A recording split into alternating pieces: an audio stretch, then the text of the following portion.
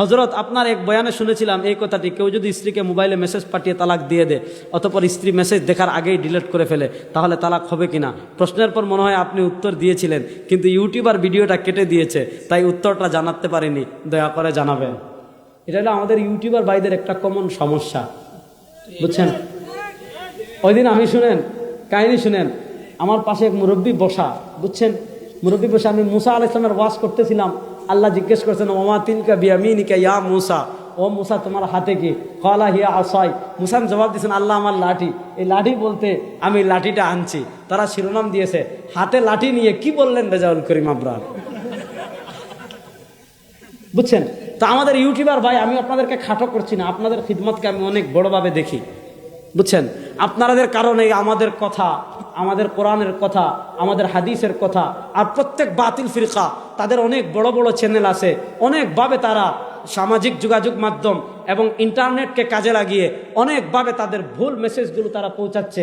আপনারা নিজের টাকায়, নিজের পয়সায় আসেন, এজন্য আপনাদেরকে ধন্যবাদ দেই যে আপনাদের উসিলায় আমাদেরকে কি আমাদের দাওয়াতগুলো যায়, আমাদের কথাগুলো যায়। এজন্য আমি আয়োজক ভাইদেরকে অনেক জায়গায় বলেছি, যারা ইউটিউবার ভাই আসবেন তাদেরকে খাটোভাবে দেখবেন না, বরং হাদিয়া অন্তত না দেন।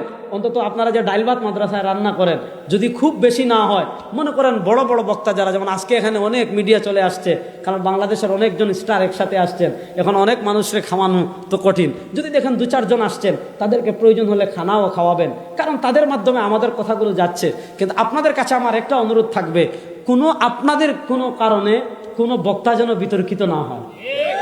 দেখা গেল 1 ঘন্টা কথা বলেছে, একটা কথা এদিক সেদিক হয়ে গিয়েছে, এখন আপনি ওইটাই ছাড়লেন, ওইটাই কি করলেন? ছাড়লেন। এটা করবেন না।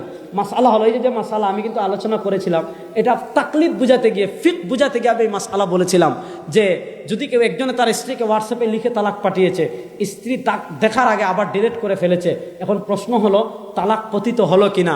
আহলে হাদিসদেরকে বলেছিলাম, তোমরা যে বলো ফিক মানি না, মাযহাব মানি না, আমি বললাম ঠিক আছে, এই মাসআলার সমাধান সহিহ হাদিস থেকে দাও। যদি বলো তালাক হয়েছে, তাও বলবো হাদিস থেকে দেখাও। যদি বলো তালাক হয় নাই, তাও বলবো কি করো, হাদিস থেকে দেখান। মূল মাসআলা হলো, তালাক পতিত হওয়ার জন্য স্ত্রীর শোনা বা জানা শর্ত না।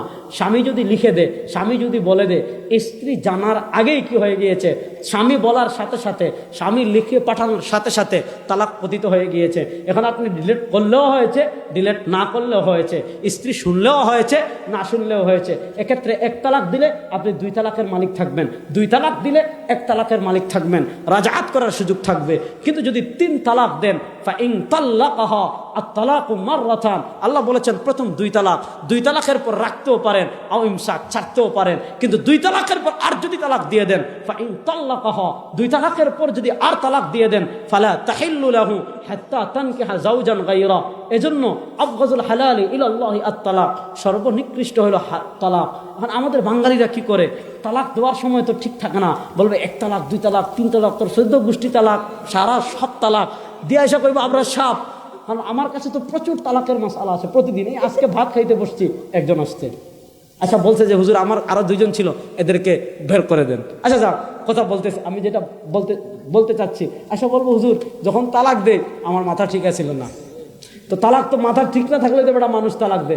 আমার খুব রাগ উঠছিল, না বুঝা দিছি, তো তালাক তো রাগ উঠলেই মানুষ দে। কেউ কি হেসে হেসে, যখন তার প্রচন্ড ভালোবাসা থাকে তখন কি কেউ তালাক দে? তালাক তো দেই তো রাগ উঠলে। এজন্য তালাক দেওয়ার আগে চিন্তা করে না, তারপর আইসা বলে হুজুর একটা সিস্টেম করে দেন না, আপনাকে খুশি করে দিব। মনে হয় আমরা কোরআন হাদিস পড়ছি, তার বাপের টাকায় না, আইসা বলে কি একটা কি করেন, সিস্টেম করে দেন, খুশি করে দিব।